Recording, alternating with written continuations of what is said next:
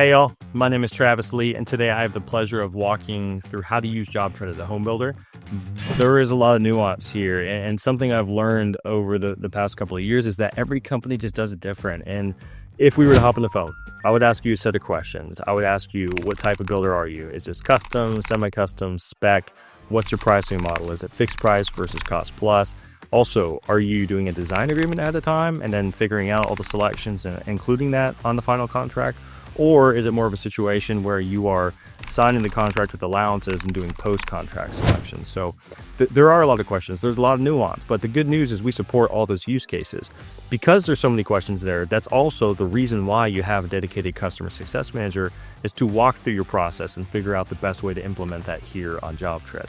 Today, though, I am going to bring it back to the basics. I want to focus on a few things. I want to focus on tracking these incoming leads, understanding where they're at in the process, building estimates, and sending quotes. That's kind of the main purpose of today's video.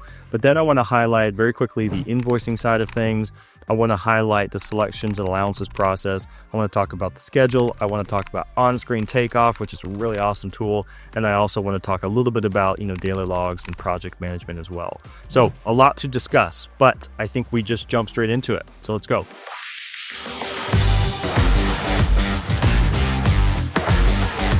The first thing I want to discuss is going to be the dashboard that we see here. This is kind of your stock dashboard ready to go. You can see activity feed along the left-hand side.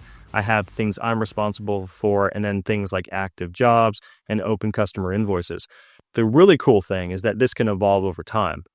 You have the ability to customize these dashboards. If you want to create additional dashboards, maybe one for you as the owner and different ones for your PMs, you have that ability, but you can create custom reports based off the data that's in the system. This is the fun stuff, seeing the numbers displayed in a pretty way. This is not something typically I'm recommending setting up on day one. Just want to show you what's possible.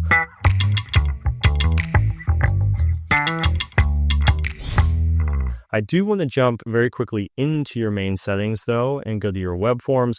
I mentioned one of the first things I wanted to talk about was tracking your incoming leads. Just want to mention that this can start with a custom form you create embedded directly into your website. So we'll give you the HTML.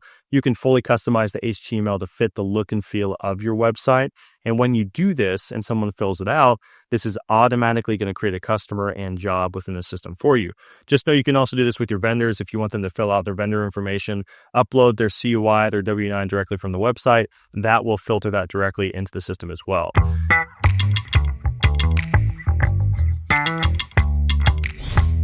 Going over to the customer list and the vendor list real quick, these look very similar to spreadsheets, and we'll talk about that in just a moment. But the purpose is you can customize it, right? So things like the lead rating, that is not a standard field that we have in the system. You can create custom fields to track whatever information you want about the customers, the vendors, the jobs that you create, and more. But every one of these accounts here, let me skip over the vendors for a moment. You can go into, you can record notes, you can record extra information about them, you can upload their insurance and their W-9 just to make sure they're on file and ready to go. There's a whole vendor management side to this as well.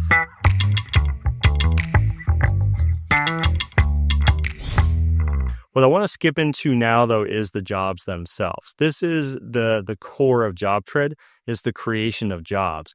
I recommend for every incoming lead, you create a job. That can be a mental hurdle for some people, but think of jobs as opportunities. If you do it this way, that every lead that comes through is going to be recorded as an opportunity, and you'll be able to understand how many opportunities came across my desk in 2025, how many of those converted to won jobs, lost jobs, and so on. Then I can break it down further. Maybe I break it down by salesperson. Maybe I break it down by project manager. That's where those custom fields come into play. I want to highlight the fact that you can click on this gear icon in the top left. That's available on any of these list views that we see, and I can customize the data set that I'm seeing. There's so much data behind the scenes, and this is kind of blocked into sections. We have financial information, we have schedule information about the jobs, and then we have our custom fields, things like the job type, project status, sales rep. The question is, what information do you want to track? You can create those fields and you can start tracking it. Then down below, we have all the customer information as well. So know you can turn things on or off. You can save the view, you can create new views, just so you don't have to mess with the filters in the future. You can create views you just very quickly jump to make that very, very simple. You can also change what you're sorting by. You can also change what you're filtering by. The filters are very important for reporting because if, hey, I only want to see things from 2024, just apply that filter and you'll be good to go.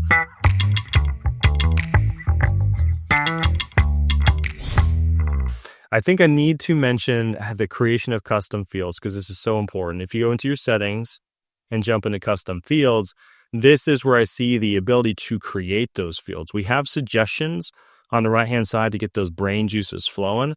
But for your customers, for your vendors, for the jobs themselves, what do you want to track?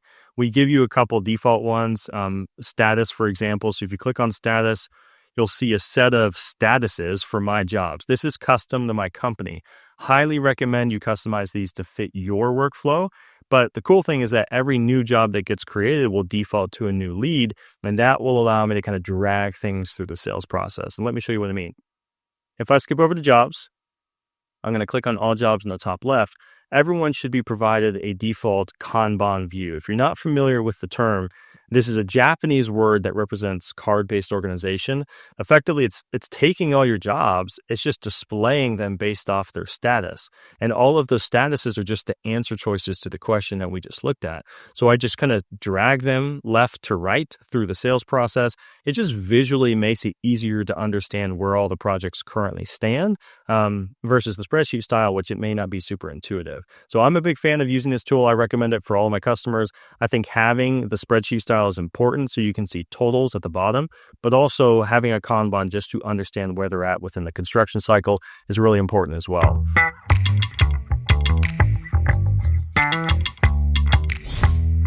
So moving on from here, I want to create a new job. So new job in the top right of the screen. This is if it's not coming through the web form. You can just kind of create one on the fly as well.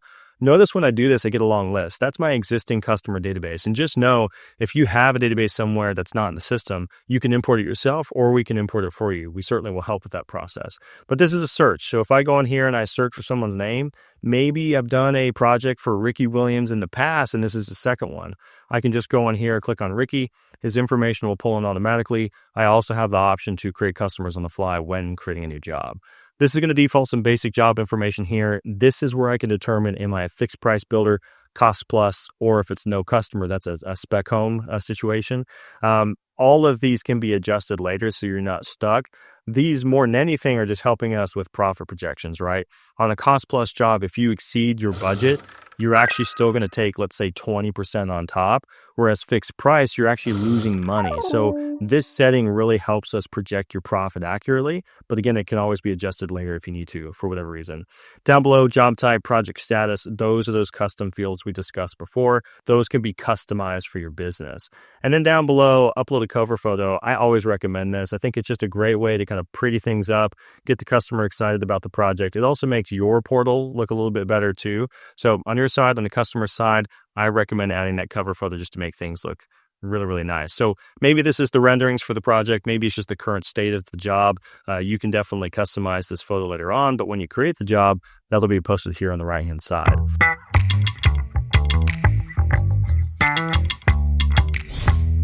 So very briefly, I wanted to talk about the setup of the dashboard. And left-hand side, I see the overall financials, I see the custom fields, and then I see who's involved in the project.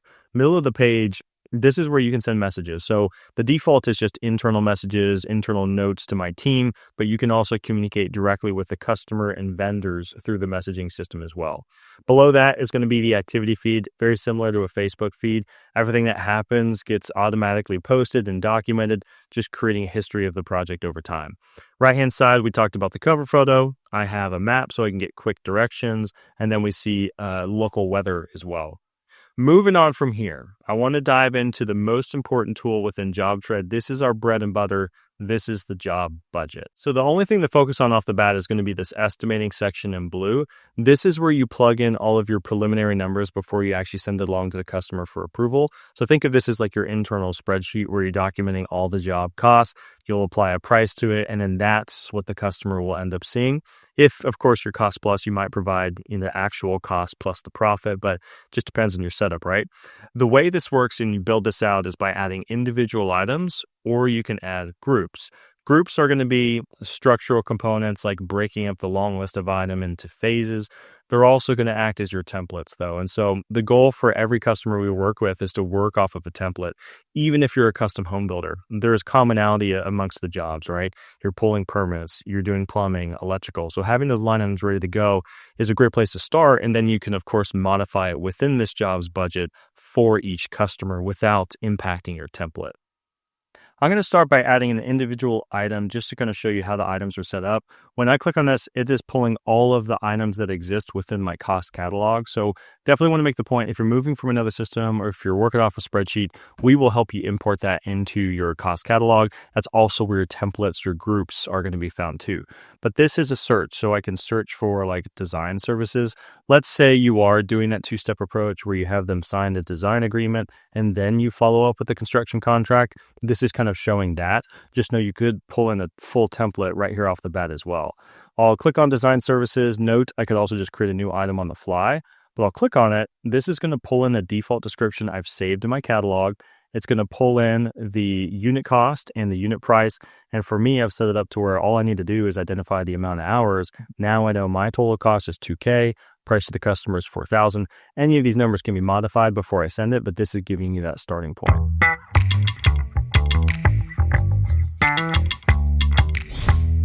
I'm going to save this for now, and let's say I'm ready to send it. Very important button, this plus document button here in the top right. If you click on it, this is how I take the numbers in my budget and send it along to different people. There are 5 document types, and to briefly explain them, bid requests for collecting prices from subs. It's a really slick tool. I definitely recommend watching the video on that, but effectively you just send along the plans to your subs or suppliers. They can see the plans, they can see any file attachments, and they just input a number back to you. So they don't have to remember a username or a password. They just click on the link, they're in, they're good to go. Very easy and simple. Customer orders. This is anytime you're getting a signature from the customer. Notice how there's 5 different versions or templates I see in my org.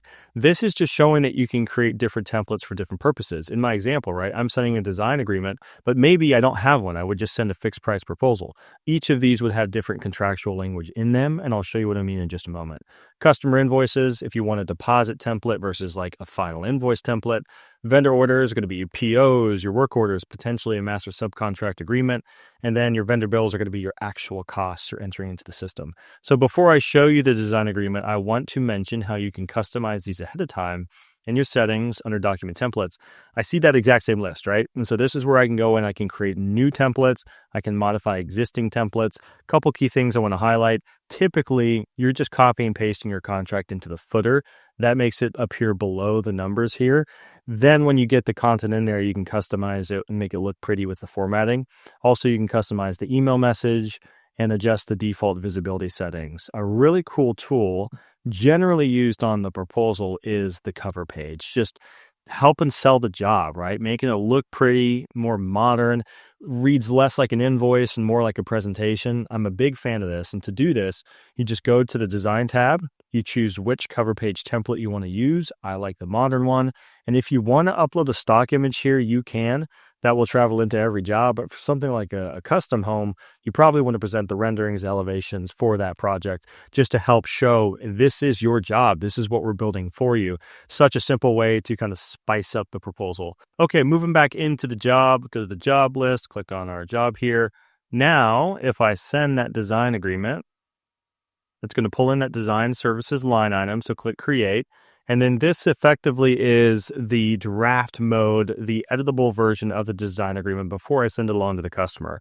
I currently am hiding all the detail. You can choose to show that and show the description.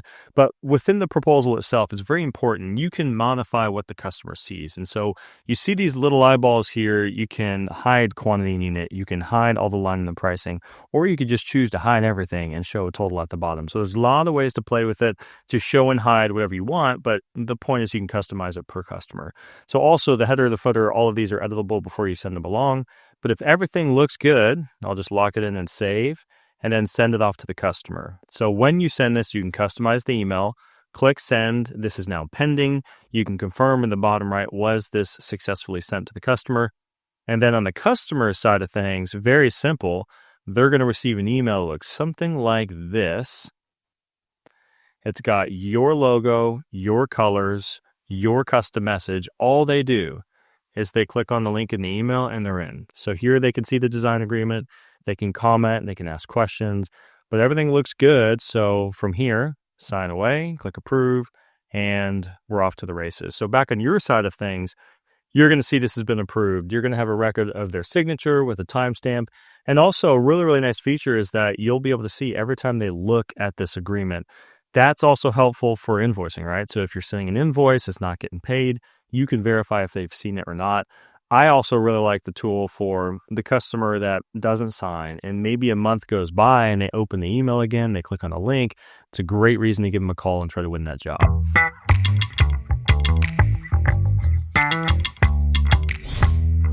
So moving on from here, what we have done is we have effectively won at least this portion of the job, right? We now have a $4,000 job, a design agreement. Hopefully this leads to something much greater, but this is now set the budget for the job, the price, and then my profit projections as well. So these are the other sections of the budget that really only become important after you have a signed contract. In this case, it's only design services, but it is a signed contract. I want to make the point that this vertical line right here between my estimating section and my costing is very important because everything to the left of that line is a scratch pad. It's numbers I can go and edit on the fly. I can make any changes I want, but none of it is real or approved unless it gets sent along to the customer. And so off to the right, the budgeted cost here, I can't just click on that number and change it. If you do, it's going to show you the paper trail of how you got there. It's the documents that made this $2,000 budget. And if I go over to my price, there's a paper trail of how you got there as well. This is what the customer is going to pay based off the documents that we're seeing. So the only way to change that number is through another document, typically a change order, right? So if I go to plus document, choose the change order template, I'm going to be modifying design services. And when I get in here, all I can do is update how much, right? I could do a negative dollar amount if I'm removing work, or I could do a positive. What's important though is you are impacting both your budget and the price of the customer. So with something like this, I could just say, negative 5 hours if we're reducing that for whatever reason. Typically though, you're going to be adding, right? So let's say 5 more hours. I'll save that. You would send it, of course, get a signature. I'm just going to approve it. And then back in the budget, we can see what this does. My budget is now $3,000. Price to the customer is now $6,000. Again, click on it and you'll see we got there through the design agreement plus this additional change order. And these are hyperlinks to those documents. So really, really cool tool. You'll have a justification for every number that you see back in the budget.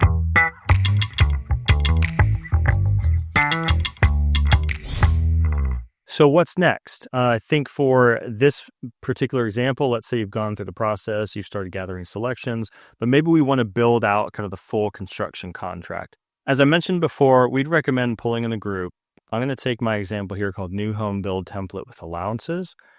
And this consists of 2 top-level groups under which I have subgroups, and then I have all my items. So you technically can go 5 levels deep with the groupings. Just know any of these items can be moved around on an as-needed basis just by clicking and dragging. But before I kind of talk about kind of the main settings within the budget, I do want to highlight some attributes about the items themselves. The items are the things that cost you money, right? And so we have all of the details along the right-hand side. I want to talk specifically, though, about the cost code and the cost type. Many builders we work with build their estimates with their cost codes. If that's the case for you, the item name and the back-end accounting code are going to be one and the same. So if you use NAHB cost codes or something similar to that, we would import this with the item name and the code to be the same. If you want to get more specific, you can. So if I wanted to do lumber takeoff in here, for example, 2x4x8, 2x4x10, 2x4x12, all 3 of those items most likely would be tied to the same cost code, framing material.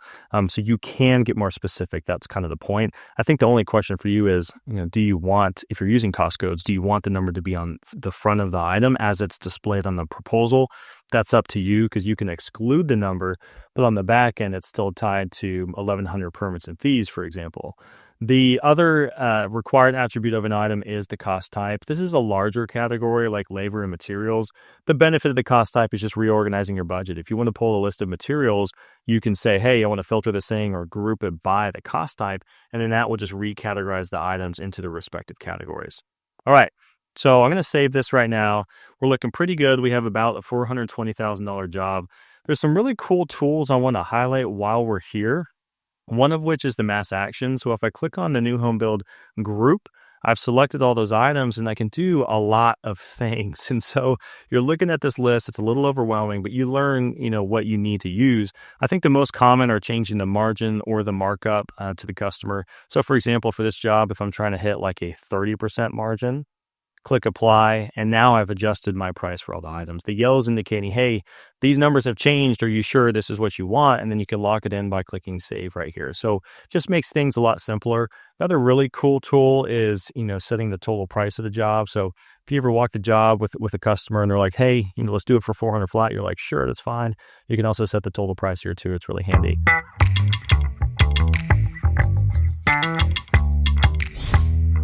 I mentioned a moment ago that the notion of margin and markup, and I think that's worth discussing, especially with our cost plus builders. So every single one of these items, going back to the details, is going to have both a margin and a markup. It's just a question of which calculation do you want to use? And these are two different ways of calculating profit, right? What's important is that you understand which one. We default to margin in the system just because when you're talking about profit goals as a company, you're trying to hit a profit margin, not a markup, right? And so that's why you see the margin column in the budget. But at the end of the day, anytime you adjust your margin, it's going to show the resulting markup. They're interconnected. Same with the price. If I say, hey, no, I actually want to charge $1,000 for this, you'll see the resulting margin and markup. So they're all interconnected. It's just a matter of preference. If you are a cost plus builder, because oftentimes we're talking in terms of markup, because that's simpler for the customer to understand, my recommendation to you is to click on this gear icon here in the top left, scroll down. This is where you can do things like turn on the bid request column so you can see the bids you receive from subs. I'd also, for you, recommend turning on the markup column and turning off the margin. This is now talking in terms of profit markup. So again, depends on your setup. If you're a cost plus builder, pretty typical to switch to markup, but you have the option, and that's really the point here. Moving on down, I want to highlight something we mentioned before is the notion of allowances. Allowances are going to be setting a dollar figure to the customer that they understand effectively works as cost plus, right? It's like a deposit towards something. And if they go over, then they're going to be paying more out of pocket. The way you set this up is on the item, say show details, and I can indicate that this is an allowance item. When you do that, you can choose if you want to show the cost to the customer. So for countertops here, we're sitting at $18,750. But in my case, I'm making a profit on top of that. So when you send the proposal, you don't have to show this, right? You don't have to show the customer that you're making a profit on top of these allowances. What this setting is doing, though, it's giving you the ability to say, hey, do we want to show them this $18,000 figure, or do we want to show them with profit? Typically, people are showing the cost, and the next question is, do you want to collect a fee if they do exceed it? This is the most typical setup that we see, but you can change it, of course, according to your settings. When you use that allowance setting, it's going to do something special. So I'm going to go now and say plus document. I'm going to send along my fixed price proposal. Notice how when I do this, it doesn't select design services. It recognizes that's already been approved. So it's kind of guessing, hey, are you trying to get this new stuff approved? In this case, yes, this is all I want to send. I'll create the document and get the pretty proposal. In this case, I do want to highlight the image I uploaded off the bat. So I'm going to go over here and remove that stock image. And so now I'm showing the customer what we're building for them, right? This is how you can customize it per document. And then under the details, we kind of already talked about this, but these little eyeballs allow you to show and hide certain information, right? So with groups specifically, I can show and hide the items that exist under it. I can hide potentially all of my line item pricing if you want to. So you can really play with this on an as needed basis. When you hide the line item pricing for allowances, it's going to show that cost to the right. So they'll always be able to understand what is the allowance amount that's included as a part of this $431,000. Of course, you have your terms and conditions, and then the customer would receive this and sign. In this case, we've already walked through that process, so I'm going to approve it. But that, again, will drive up the price of the job. It will add to that design agreement that was already pre-approved. And then I want to highlight under the selections tab, we now have these 3 buckets of money that we can make selections against. So this is that customer-facing side. This is where they're going to go to understand this is the allotted money that I've been provided for these 3 categories.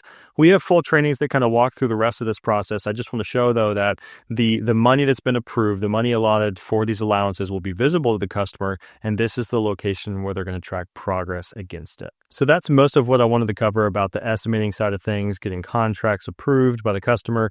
There is a lot there, though, and again, it largely depends on your workflow. If we went through every scenario, we would be sitting here for a couple of hours.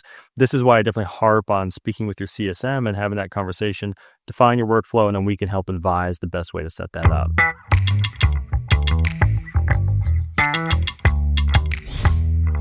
Moving on from here, though, there's one other thing I want to mention that pretty much applies to every contractor we're working with is sending invoices. So plus document, you can send a deposit, you can send an invoice. Let's start with deposit.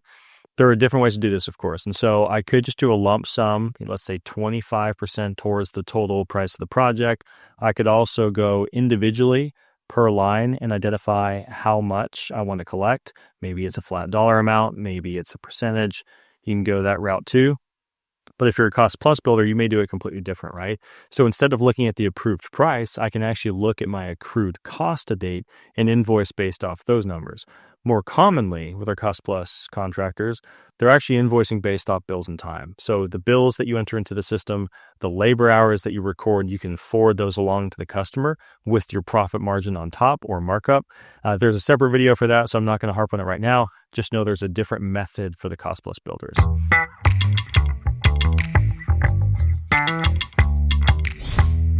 Moving on to the next thing, I want to switch to one of my favorite tools in JobTread, which is on-screen takeoff. And at this point, this is going to be very much a Reader's Digest version, just showing the connection between the plans and the budget. But effectively, what you could do here is do your measurements in JobTread, and your budget can be reading from those quantities to determine how much of each product you're going to need. And so to show you an example, I'll start by uploading the plan set. This could just be click and drag directly on the page, but we're going to split this potentially multi-page PDF into many pages. And each one of them you can click into, you can zoom into to get more detail, but it's going to ask you to scale that plan. So we'll do it here. A couple different options. You can choose a preset scale or manually set the scale. I'm going to do the preset. And now I've scaled the plan, and now I'm good to measure. And so I don't have any parameters in this job. So I'm just going to go create one on the fly. Let's call this an area measurement. There's a bunch of different options here. I'm not going to define all these. Please focus on the on-screen takeoff training video for a full walkthrough. Again, this is just kind of a proof of concept. So area measurement, we're going to do siding, and then I'm going to start measuring at this point. So for you, all you need to do is kind of click the different points. And this is going to be calculating my takeoff as I go. So now that I'm done, I'm going to hit enter. And so I have 235 square feet, but I really don't want to be factoring in the windows here, right? So now I can say a rectangle measurement and a negative measurement, and I can just draw the size of the window, and you'll see my square footage is actually decreasing. So at this point, very simple example, but I'm done. So I have 203 square feet, right? Back in the budget is really where the value of this comes into play. If I go into the budget, there's kind of 2 options here. One, I can choose to just plug in the quantity of every item. The second, more advanced option is setting up formulas. So as you fill out these parameters, it's determining the quantities for you. This is one of those things, definitely more advanced, but if you get it set up, it's going to make building estimates so much quicker.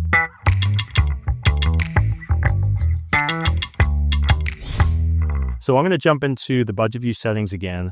I'm going to turn on the quantity formula column so I can see the formula right here. And if I scroll down or just search for my siding line item, notice how I've entered a quantity of 250 square feet. That's fine and good. But again, if you want to take it to the next level, I can click into this quantity formula cell, and I can actually just refer to the measurement I just made. So if I search for siding here, you see the curly brackets pop up. That represents a parameter in the system. If you click on it, that's now saying, hey, I want to read from that measurement. So the beautiful thing about this, if you build your catalog template with these formulas, you bring it into the job, that will automatically populate your parameter list, and then you just do the measurements on the plans and that's it.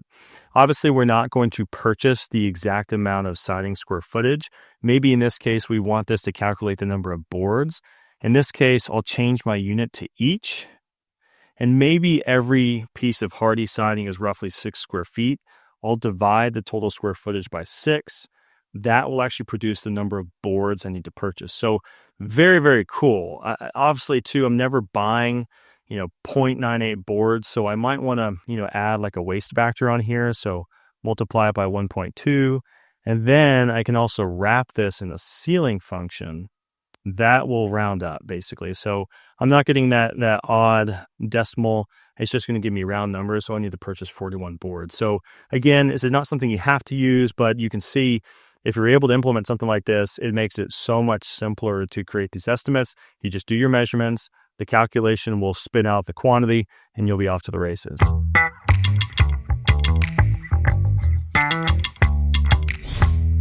So before we wrap up, I just want to talk for just a minute about the project management tools, the first of which being the project schedule.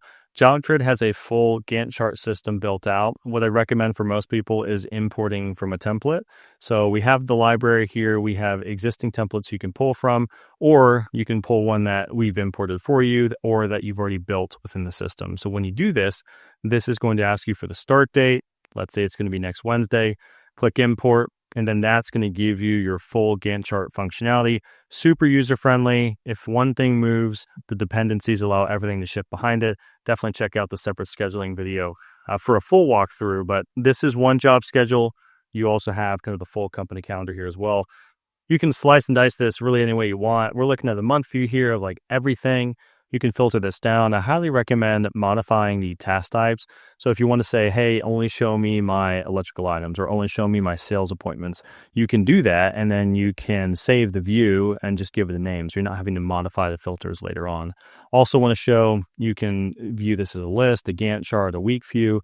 I really am a big fan of the availability view as well. The benefit of this is it reorganizes the list by person and what they're responsible for week over week. So really helpful for larger teams that want to understand what each person is responsible week over week.